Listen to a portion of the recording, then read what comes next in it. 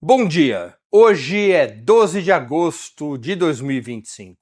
Meu nome é Breno Altman e estamos dando início a mais uma edição do programa 20 Minutos. Mais de 60 mil mortos oficialmente registrados, quase 200 mil feridos.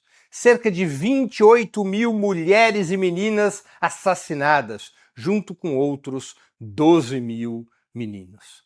Esses são os números atuais do genocídio palestino, o maior crime de lesa humanidade desde a destruição do regime nazista. Há mais de um ano, o presidente Lula perguntou: como é possível que o regime sionista, que se identifica como Estado judeu, possa estar praticando contra o povo palestino métodos tão semelhantes aos empregados pelos nazistas contra os judeus? Quais caminhos levaram o Estado de Israel a práticas tão monstruosas? Como é possível que uma grande parte dos judeus israelenses ainda apoie tamanha carnificina? Há alguma forma de parar a máquina da morte movida pelo sionismo? Essas são algumas das principais perguntas que rodam o mundo acerca dos acontecimentos na faixa de Gaza e em toda a Palestina. Também serão os meus temas de nossa conversa de hoje, com o historiador israelense Ilan Pappe. Fiquem conosco, já vamos começar!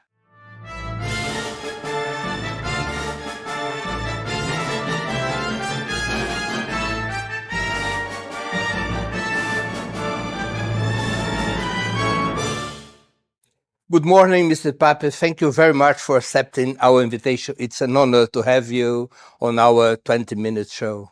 Thank you. Good morning to you and to the viewer, and a great pleasure to be in this program. Thank you for having me. Professor Pappe, you are widely regarded as a leading figure among Israel's new historians. How would you define this group and what are its principal contributions? The new historians are a group of professional Israeli historians that in the late 1980s and the early 1990s used Israeli archival documentation to revisit what happened in particular in 1948.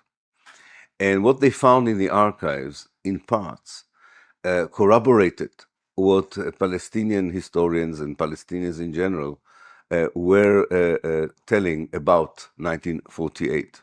So in this respect, they challenged the Israeli official and known version of events of 1948.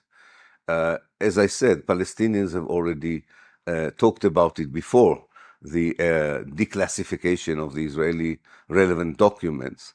So I think the importance was to validate claims made by Palestinians through Israeli documentation. As for its contribution, it had, unfortunately, very little impact, I think, on Israel itself.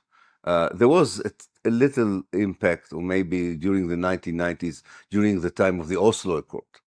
And there was some influence on the way textbooks were written in schools about this period. But since 2000, you cannot find any influence of the new historians.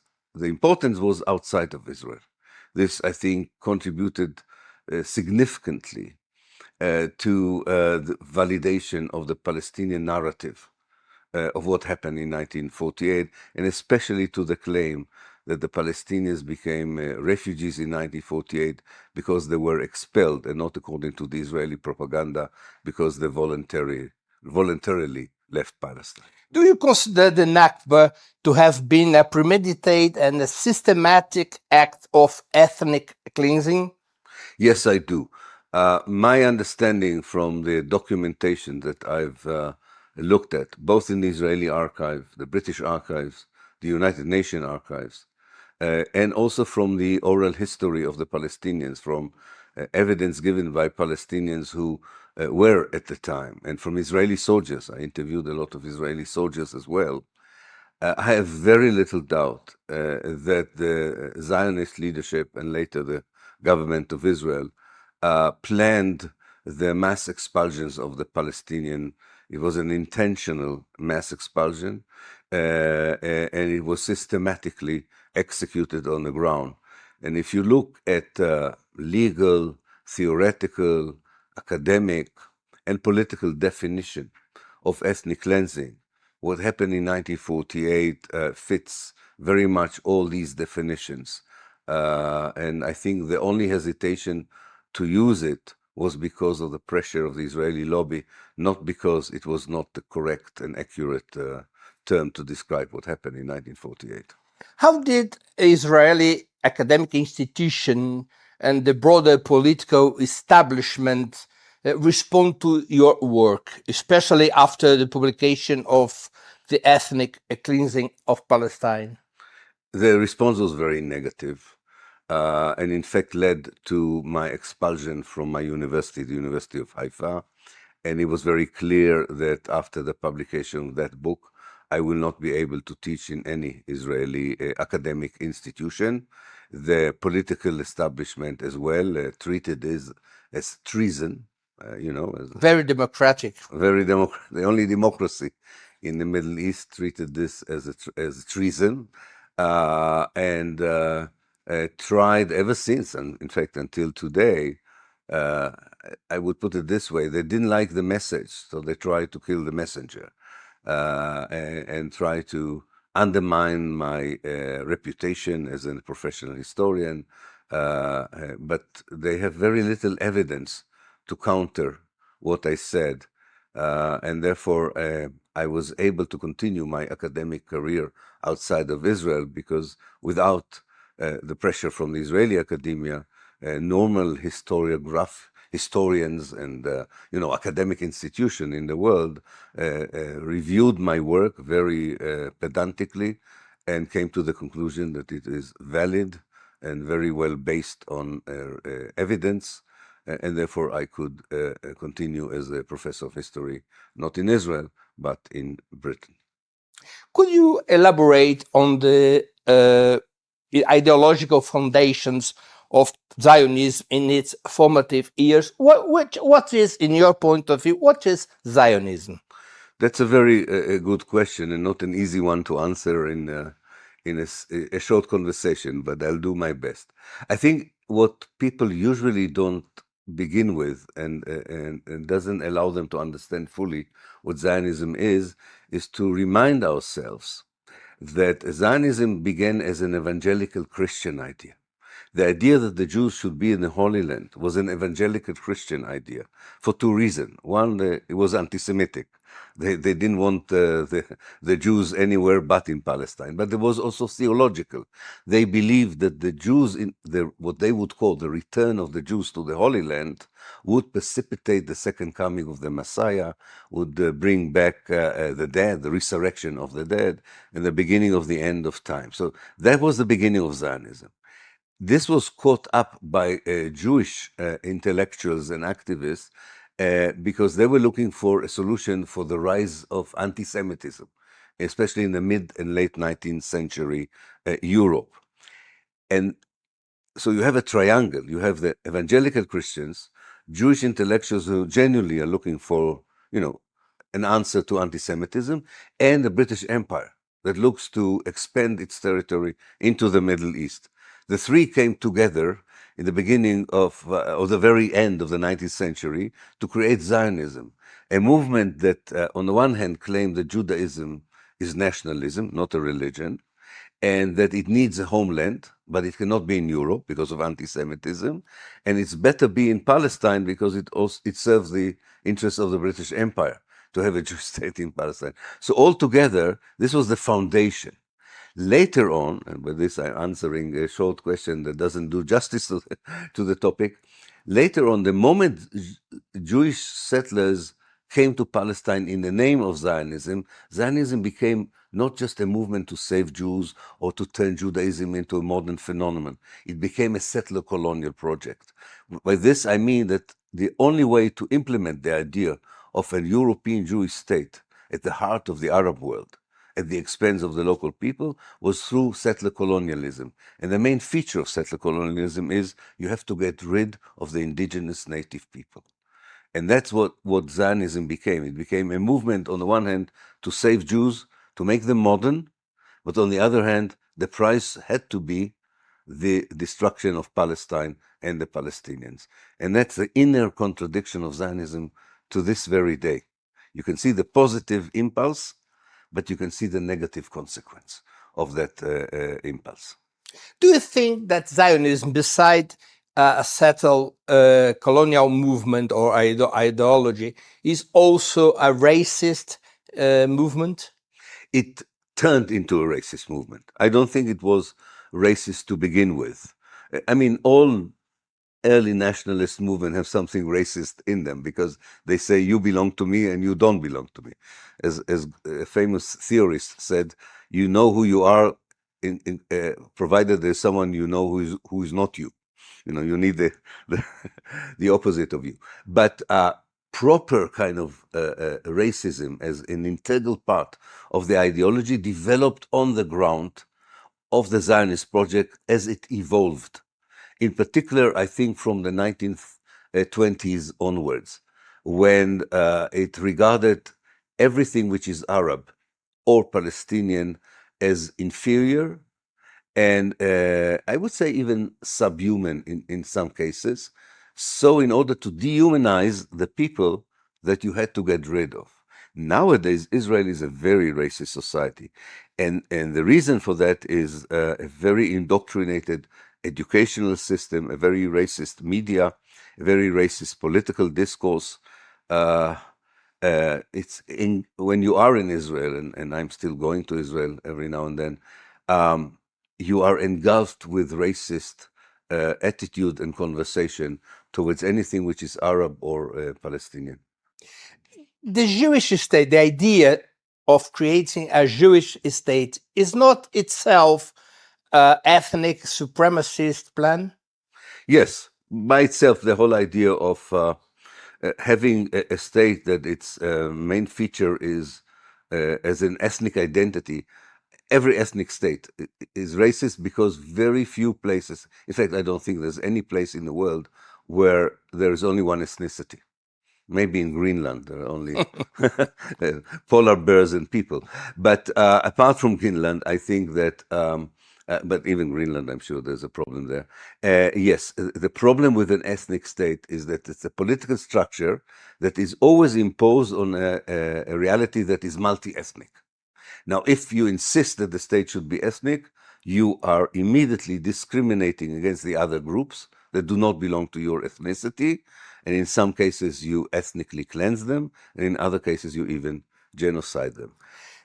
In your opinion, does the Jewish people exist, or as your colleague Shlomo Sand used to say, it has been invented? First of all, I think most of people invented themselves. You know, the fact that Greek people today would say to you, we are the ancestors of the ancient Greeks, or the Italians would say, we are the ancestors of the Romans. To be honest, this is an invention. This is not proven historically. So I'm, unlike Shlomo Sand, I'm less interested in this invention because I think nationalism is an invention of people. People reinvent themselves at the age of nationalism. My problem with Zionism is not the fact that Jews also wanted to be a nation, like the Poles, like the Croats, the Serbs, people who were not nations before. The problem is what is the price people pay for this reinvention. If the Jewish people would have chosen an island that is totally empty of other people, nobody would have objected for them to have a racist, an ethnic state in the island.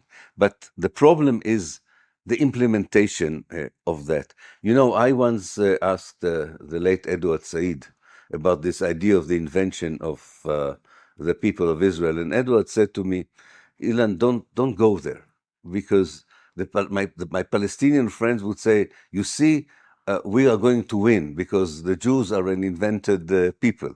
That is not going to change the reality. What is going to change the reality, understanding what people do in the name of ideas, not challenging the ideas themselves, but what people do in the name of these ideas. Everybody is entitled to define themselves in any way they want. Is Judaism just religion or also an ethnic group? Judaism is only religion, to my mind. What happened in Israel in the last, let's say, 100 years, in the beginning of the Zionist project, that there is an ethnocultural, Jewish Hebrew identity, you can call it. But that only applies to the people who are part of what today is called the State of Israel. This is not equivalent to Judaism. It is like a group of Christian people who would define themselves as an ethnocultural group of, I don't know, Finnish people, Somali people, it doesn't matter. That does not, we should all the time separate between ideology, which is Zionism, and Judaism, which is religion. There are many Christian groups that use the Christian religion to justify racist and even fascist ideology. As we know, there are many Islamic groups. They use Islam to justify Islamist ideologies. They do not represent Islam. They may be Muslims, and the others may be Christians, and the Zionists may be Jews, but it's not equivalent to the religion. Also, there's a very good proof for this. Many Jews in the world are not Zionists. I think like ourselves, like the two of us, and many Christians are Zionists. I was. But it's only what about Jews like myself, Jews without religion? Aren't we Jews? That's a very good question. Palestinian friends ask me, what is this curious idea of a secular Jew? And I said, you're right. I mean, we use secular Jew, I said to them, not because academically it makes any sense to be a secular Jew. I think for us, Judaism is first of all our origin. It's our family, it's our personal history. This is not belonging to a particular group in the world. And secondly, I think all people in the world are moving on a spectrum between being practicing religious people, even pious religious people, to totally non-practicing people. Quite a few of us are practicing a little bit because it's an opportunity to meet the family. Some people want to belong to something bigger. To eat a good fish in Pesach. Good fish, exactly. I think it's an individual choice of what is your most important reference group. I learned it personally. It's very difficult. When I decided to be who I am in Israel, I lost my Jewish friends. I lost my Jewish society. And the Palestinian society didn't accept me. They said, you're not a Palestinian. So I was not Jewish and I was not a Palestinian. What do? You need some reference group. So it takes time before you find that a group that would accept what you think a human being should believe in, which is universal values, humanism, in my case also socialism. And I found it eventually. But I think that is a very natural human impulse to belong. But it is cynically manipulated by political and ideological movements. Do you have any link to Jewish religion? Not really. I do celebrate some of the Jewish festivals with my family back in Israel when I'm there, in a very non-religious way. Did you have bar mitzvah? I did bar mitzvah. My children didn't. But I didn't bar mitzvah. Yeah, but I was 13. It was not my. Well, it should have been my choice even at the age of 13. But I gave in to the. I was 13 years old, so I did it. By the way, as a reform, if I remember correctly, in a reform synagogue. But this is not something that bothers me because I did it. Yes. Would you argue that present-day Israeli policies represent a direct continuation of the Zionist project as it was originally conceived? Would the Netanyahu government mark a rupture or continuity, albeit a more radical one? In general, a project like Zionism have something that the late scholar of settler colonialism, Patrick Wolf, said is a structure. It's a structure. That means that some of the basic features, characteristic do not change. They adapt to the changing of circumstances, but they stay the same. And the most important feature is what that Patrick Wolf called the elimination of the native. That you cannot be a democracy, you cannot be successful unless you get rid of the indigenous people. This stayed. But the differences was in how to deal with this. I would put it this way. I think up to the 1970s, the political and cultural elite of Israel was uneasy about this contradiction between the wish to be a Western democracy and their real policies of oppression, colonialism, and ethnic cleansing against the Palestinians. They were not sure how to reconcile the two. And they found all kinds of ideas that didn't work. The two-state solution, claiming that, telling everyone that the oppression of the Palestinian is temporary, and once there will be peace, it will be over, and saying the problem is there's no one to talk to on the other side. And that didn't work because it was not a fair reflection of the problem. And this is why the Israeli Jewish Society said, enough of this. This is nonsense. You are not being honest with yourself and the world. And they had, they were at a crossroad in 1977. You can either be a democratic state or an ethnic racist state. The vast majority of Israeli Jews prefer to live in an ethnic racist state than in the democracy. And that's the orientation. That's the trend since the 1970s. The Israeli Jewish Society and its political elite decided that in order to survive as a Jewish state, they should give up on any universal values and focus on what they call Jewish values, which are really theocratic, racist, I would say even fascist, over the years. So Zionism evolved, maybe inevitably, evolved into the kind of Israel that we see today. I wouldn't, as an historian, if I would look back, I would say I'm not surprised the Israel that I see now in 2025. And I don't see many points in history where it could have gone in a different direction unless it would have been willing to give up the Zionist ideology. Netanyahu is not out of the blue. No, he's not, definitely not out of the blue. His supporters are not out of the blue.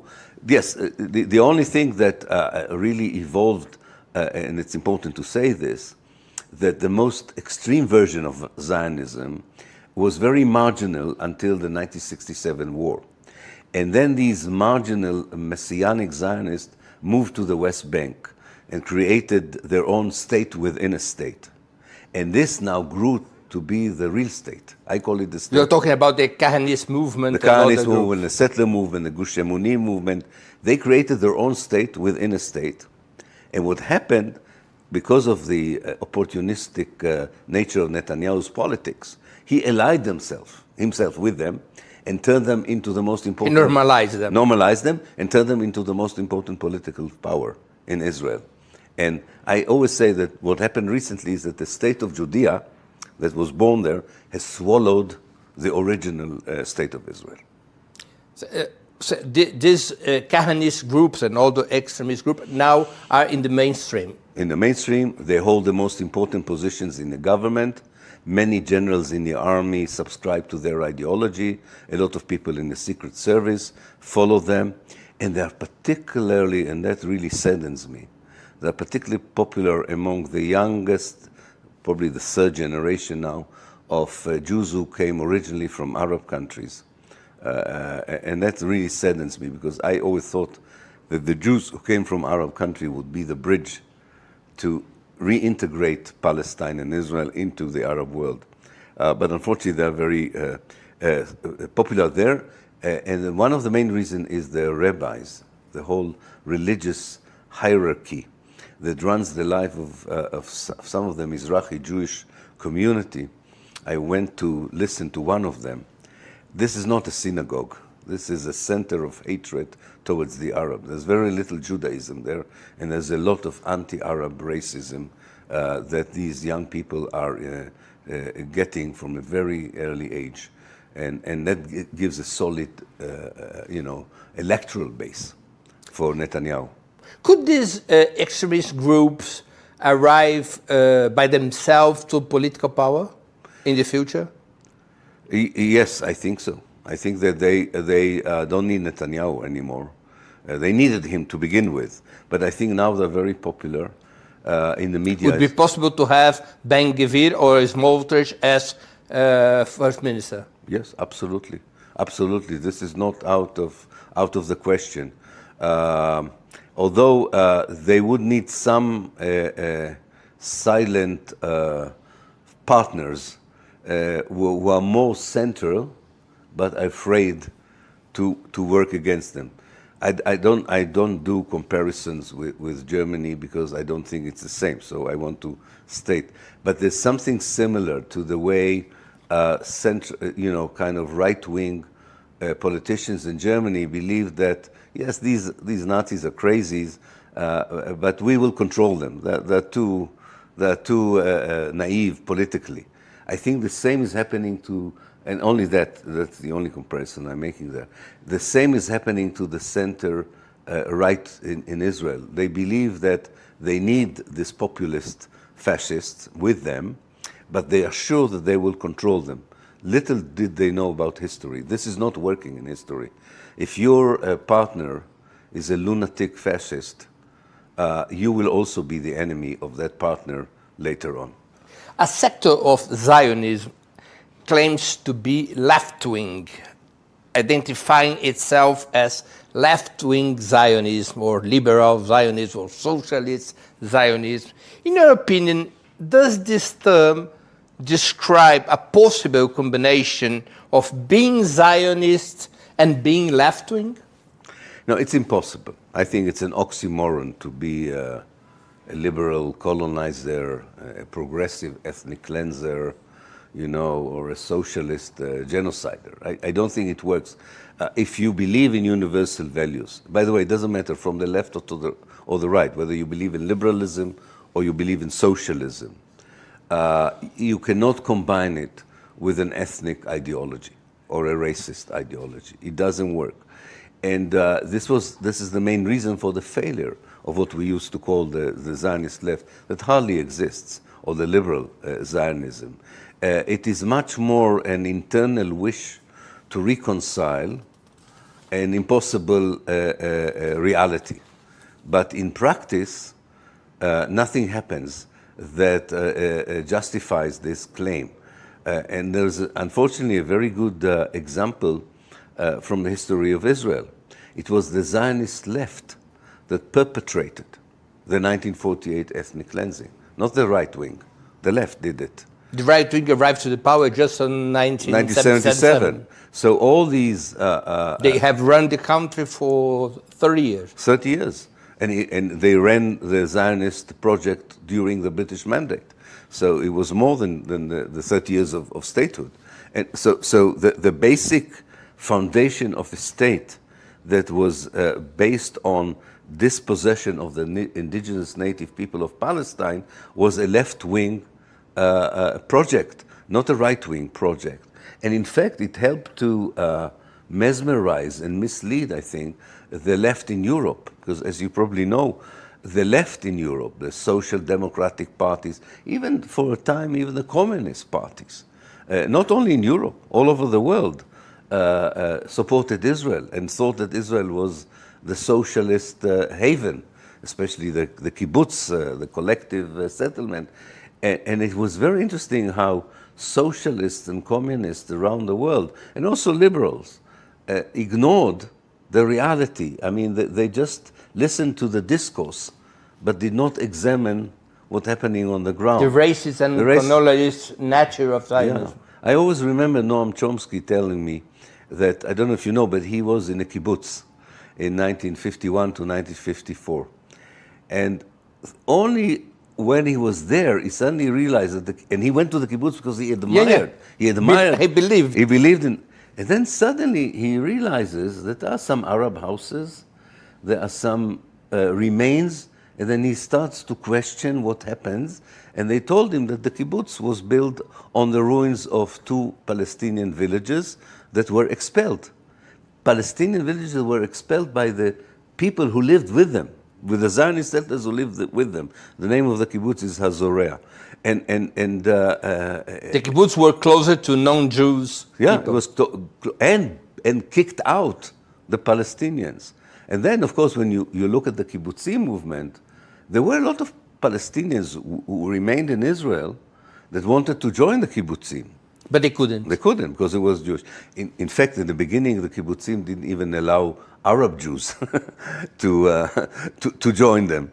That changed a little bit afterwards. So it was a racist European project of socialism. Israel is often referred as the only democracy in Middle East. How do you respond to this characterization? I think it's a myth. Always? It's a myth.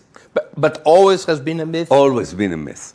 That's very easy to show it. Between 1948, the year of the foundation of Israel, and 1966, the Palestinian population of Israel, the Palestinian citizens of Israel, although they had the right to vote and the right to be elected, were under military rule. I'm sure people in Brazil know what military rule means, when the army can do whatever it wants with you, with your life, with your job, can even kick you out. So that was not a democracy. A democracy that imposes military rule on 20% of its own citizens just because of who they are is not a democracy. After 1967, Israel turned millions of Palestinians in the West Bank and the Gaza Strip into citizenless citizens. People who had no right to vote, no right to be elected, totally at the mercy of the military and the Secret Service. And eventually Israel built an apartheid system in the West Bank. There were roads Palestinians, until today, are not allowed to use. They lost their land to Jewish settlements that harassed them. And they are imprisoned without trial, thousands and thousands. Every 4th person in the West Bank went through administrative detention, which means you are brought to the jail, you don't know what for, and you're released after a year or 2, and you still don't know why you were sitting in jail. That is just a form of intimidation and oppression. A country that does this is not a democracy. But also inside Israel, although the military rule ended for the Palestinian citizens of Israel, they still are second-rate citizens. They are discriminated, first of all, the most important one, discrimination, they're not allowed to buy land, because much of the land belongs to the Jewish National Fund and the Jewish Agency, and they are not allowed to sell land to non-Jews. There are many Israeli cities, towns, and settlements which do not allow Palestinians, citizens, to live in them. That is not a democracy. And of course there are discrimination in the criminal system, in budgets. The Israeli excuse for discriminating towards its Palestinian citizens is that they do not serve in the army, and therefore they are not entitled to all the rights, because they don't fulfill all the duties. But Israel doesn't want the Palestinians to be in the army. And the Orthodox Jews are also not serving in the army, but they get all the rights. So it's very clearly a racist idea. No, Israel is not. I think, I just would add one more sentence.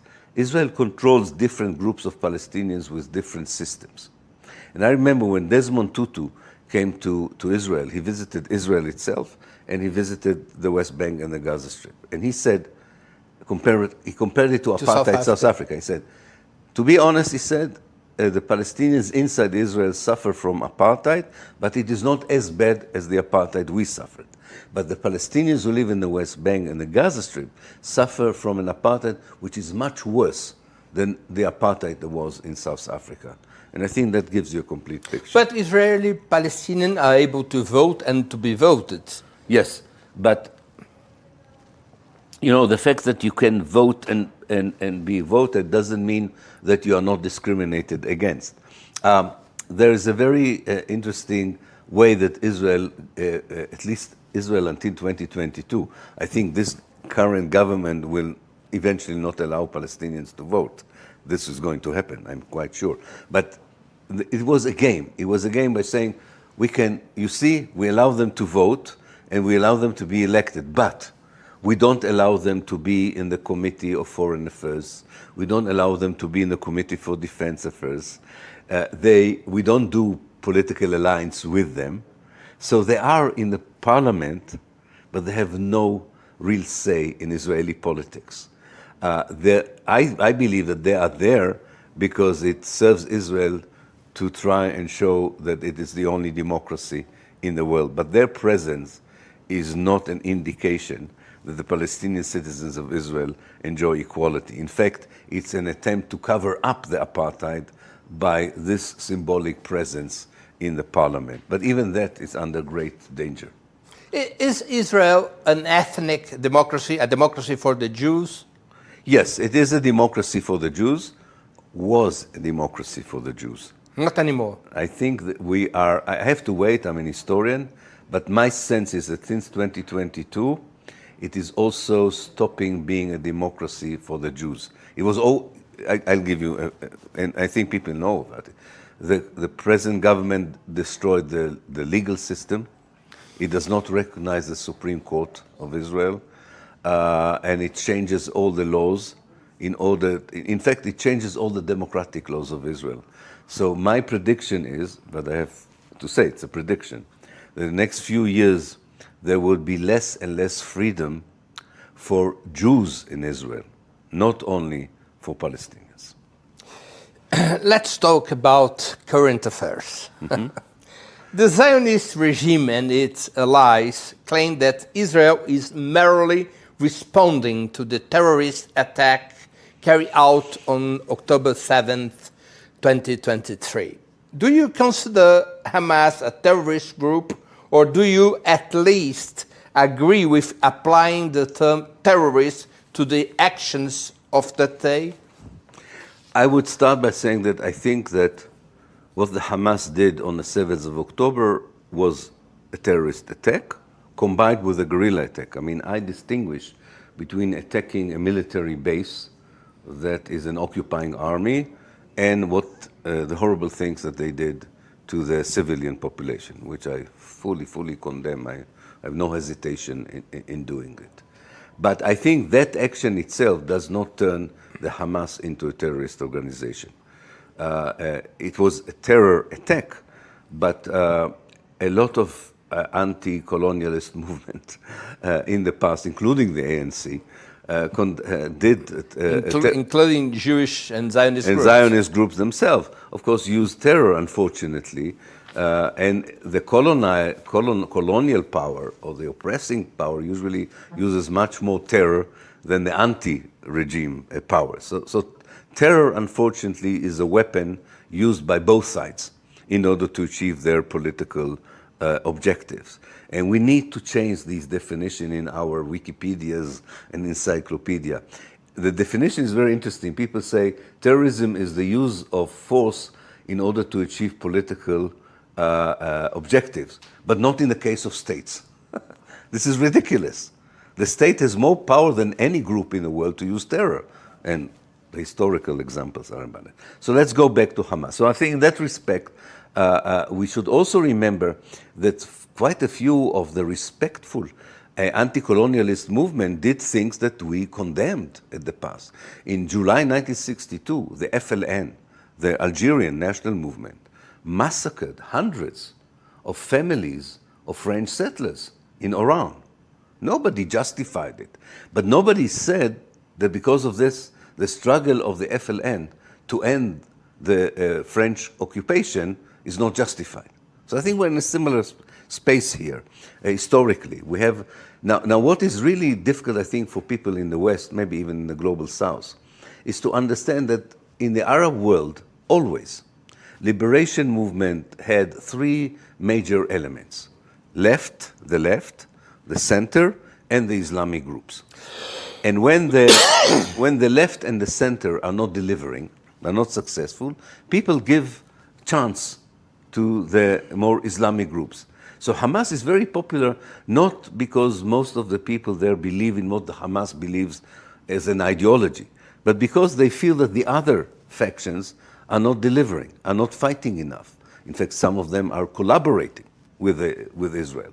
So this is what we have. We have here a liberation movement that did an awful thing on the 7th of October, but we have to understand the context. And the context is that this was done as a response for 77 years of dispossession, an ongoing catastrophe, as the Palestinians say it, and particularly for more than 17 years of inhuman, barbaric siege on the people of the west of the Gaza Strip. Half of the population of the Gaza Strip is under 21. The only reality they know is to live in the ghetto that Israel created, the ghetto that was 3 times before 2023 bombed from the air by F-16, by tanks, by Navy ships. This is a young society traumatized by living in a situation I think even some population in the Second World War did not experience. So it doesn't justify, but it explains a lot the outrage and the kind of thing that happened on the 7th of October. Do you believe that the ongoing Israeli military operations and blockade in Gaza Strip meets the legal definition of genocide? Yes, I do. I think that if you look at the definitions in the international law, in the United Nations Conventions on genocide, at the professional literature on genocide, it's very clear that what Israel is doing in the Gaza Strip is genocide. The systematic destruction of all the universities, of all the libraries, of all the hospitals, of all the schools, is not a military objective. Its objective is to ruin the infrastructure for life. To that, you can add, of course, massive killing of people by bombing, and starvation as means of trying to force the other side to surrender to the political objectives of the army that is committing these crimes against humanity. Yes, I do think. Actually, I already, in 2014, when I wrote a book with Noam Chomsky on it, I called it incremental genocide already in 2014, because since a gradualist Holocaust. A gradual genocide. Because since 2009, Israel controlled not only the borders and did not allow people to go in or to go out, it controlled the number of calories that people in Gaza could consume as part of its pressure on the population to act against the Hamas. And that, to my mind, already constituted a kind of genocide. But of course, what happened since the 7th of October is unfortunately, a much more classical case of genocide. In your view, what would a just and lasting resolution to the Israeli-Palestinian conflict look like? Why do you advocate a one-state solution? Yes. I think that the two-state solution is not working for 2 reasons. First of all, now in 2025, it's impractical. We have 800,000 Jewish settlers in the West Bank, and they don't live in small settlements. They live also in cities and so on. They have turned the West Bank, at least in 60% of the West Bank is now Jewish. So I cannot see where would be the Palestinian state in 40% of the West Bank. God knows what Gaza will be. I don't know, nobody knows. Where will be the Palestinian state? It will be on paper. It will not be a real state. So that's practically.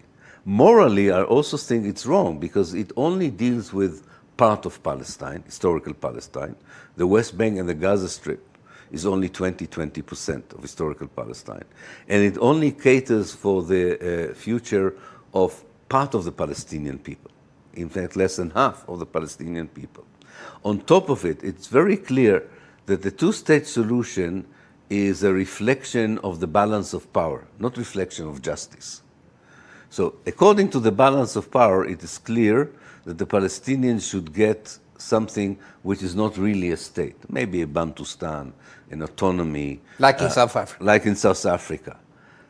If you don't use the balance of power as the main motive for analyzing what should be the solution, but you use terms such as justice, transitional justice, international law, then you have to agree that in order to afford the Palestinians to have equality, which is the main thing that they are missing, you need to have a democratic state from the river to the sea. In any other structure, the equality is not guaranteed, not to mention the fact that in transitional justice terms, I should say transitional justice is what happened, for instance, in post-apartheid South Africa. In terms of reconciling with the past, you need to allow the Palestinian refugees to return, those who want to return. Now, you're talking about the resolution 194. Exactly, from 11 of December 1948. If they cannot come back, the conflict will continue. Because the PLO was not born in Israel or even in the West Bank on the Gaza Strip. It was born in the refugee camps of Lebanon, Syria, and Jordan. So you need to have a comprehensive solution. Two states is like a medical solution for the symptoms and not for the illness. But do you think this idea, one-state solution, is viable or just a dream? First of all, it's viable, and not just for me. It's not just a dream. I'm part of a movement called the One Democratic State Initiative. We believe that we have a large support among the Palestinians. We know that we don't have a large support among the Israeli Jews, but also people who support the two-state solution now don't have. Even Norman Finkelstein criticized the one-state solution. Yeah, exactly. But I think that I'll put it this way: there is already a one state. This has nothing to do with me and you. There is That's the reality right now. The reality is a one state with a regime which is not democratic. So this is not a matter of creating a new state. It's a matter of changing the regime. Regime change in history is possible. Creating new states is more difficult. But changing regimes happened all the time in history. And at times even the West believed that the regime should change in East Europe and in some parts. So I believe in regime change. And I believe that the fact that those who want to change the regime are now powerless is not an indication of what they will be able to do in the future. Because what happens in Israel and Palestine depends very much on the world. And the world begins to see what happens with this kind of state that they are now supporting. But it's a slow process of change. I'm an optimist. I think this will happen. What should happen to have regime change in Israel? What you need is, first of all, and this is happening, the Israeli society is imploding from within. The civil war, kind of civil war. Like happened with South Africa. With South Africa, exactly. So I think this is has to even escalate. And I think it will. The economic crisis in Israel is going to deepen. People don't talk about it, but Israel is undergoing a very severe economic crisis and will be totally dependent on America. The United States used to give Israel $3 billion a year. Since 2023, it gives Israel 14 billion dollars a year. Now, even the right wing, a very expensive baby, and even the right wing in America doesn't like to give that much money, even if it supports Israel. Yeah, exactly. So I think that they have a danger that even their main source of finance, which is both the Jewish people and America, are going to think twice whether it's worthwhile continue to invest that much money. And what also has to happen, we know that millions of people in the world support the Palestinians, but governments usually are much less supportive. We need to narrow the gap between the positions of the societies on Palestine and the positions of the government. I do believe that the pressure from below is beginning now to influence the governments of Europe, some governments in Central America, I know Brazil is a funny case where sometimes the government is better than the people when it comes to Palestine, but that's a unique case relatively compared to the rest of the world.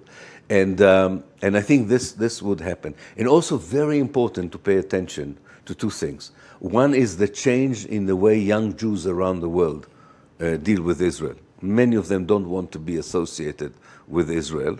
And secondly, we tend to think that the revolution of the Arab world is over because it failed. The revolution in the Arab world has just started. The fact that it was repressed, we know from history. Every revolution has a counter-revolution.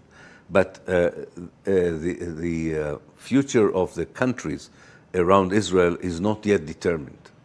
And I think in the future, these countries would become much more reflective of their people, and that would include a far more tough position towards Israel, not the normalization that we can see now.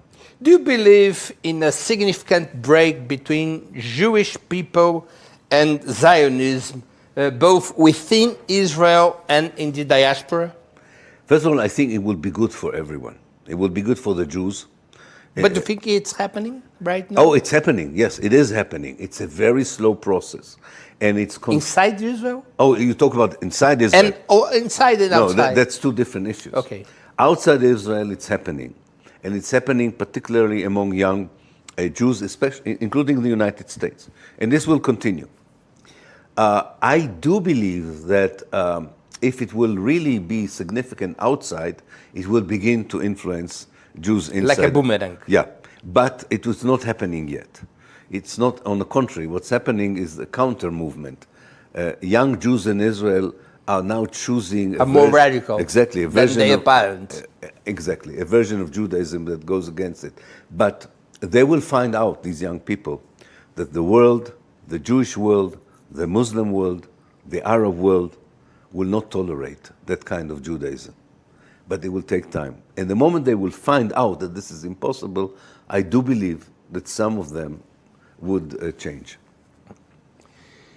What measures, in your opinion, could immediately bring an end on the ongoing Palestinian genocide? Do you support the boycott, divestment, and sanctions movement? Yes, I do support the BDS movement. I think the only way to stop Israel is by very, very strong pressure from the outside. It's possible. And even if the United States is unwilling to do this, Europe has the power to do it, but is afraid to do it. If the EU would impose sanctions on Israel, would stop the special relationship it has with Israel, then, or take measures such as taking the Israeli sport teams out of the European projects and tournaments, I think this is going to at least stop the genocide. I'm not saying that it's going to bring a solution, but at least we would be able to save the life of many Palestinians. Of course, it would be better if it would not be just Europe, if the rest of the world would join Europe, and the best would be if the United States would take such a position. But I'm saying even in the current political constellation, when there's very little hope for the United States to do this, Europe can do this. Europe has the power to do this, but it has politicians that are afraid to do it. Do you think Israel has the right to exist as a Jewish state? I don't really understand this question about do states have the right to exist, because I think states, most of the states in the world were not born out of the will of the people. So I don't think the problem with states is not whether they have the right to exist or not.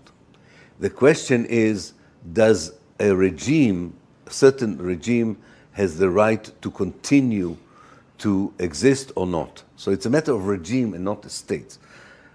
A regime that is an apartheid regime in South Africa was unacceptable and had no right to continue.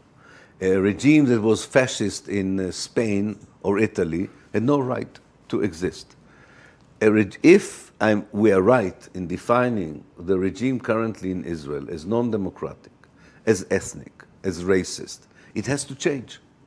So it's far more important, I think, not to fall to the trap of this question, oh, so Ilan Pappe, you don't recognize the right of Israel to exist. I don't even care if Israel wants to be a Jewish state. It depends what does it mean. Because for me, a Jewish state would not expel one Palestinian, would not oppress one Palestinian, would ask the Palestinian to accept the Jews as refugees from Europe and integrate them into Palestine. For me, a Jewish state is something very different than for Mr. Netanyahu. We don't have the same notion of what a Jewish state means. So the question is not does Israel has the right to be a Jewish state, does Israel has the right to be a racist state, an ethnic state. And I don't think this necessarily is connected to Judaism. I think it's a supremacist, white European state.